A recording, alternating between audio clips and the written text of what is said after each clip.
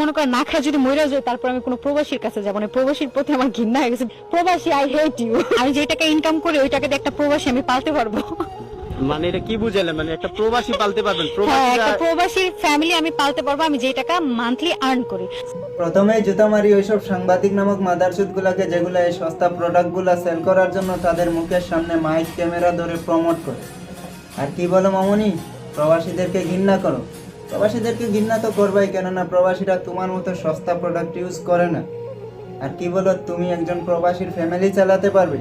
আরে প্রবাসীরা যদি তোমার মতো খাঙ্কি মাঙ্কির অডিও কল 200, ভিডিও কল 500 টাকা চলতো, তাহলে এই প্রবাসে এসে 12-13 ঘন্টা ডিউটি করে 43 ডিগ্রি রোদের মাঝে এই প্রবাস নামক জেলখানায় বন্দি না থেকে বউ নিয়ে দেশে ব্যবসা করত। নিজের সম্মান বিক্রি করে খাওয়া মেয়েটা প্রবাসীদের সম্মান কি বুঝবে? যে নিজের ইজ্জতই মাজারের শিরনির মতো এখানে ওখানে বিলিয়ে দে, সে প্রবাসীদেরকে কি ইজ্জত দিবে? তোমার জন্য একটা কথা বলি মামনি, বাংলাদেশে যদি ভ্যাকসিন আর মেডিসিনগুলো বের না হতো, তাহলে তোমার মতো প্রোডাক্ট প্রতিদিনই প্রেগনেন্ট হতো। কথা শেষ, বুঝে নিও। প্রবাসীদেরকে নিয়ে কথা বলে খামকি মাকি।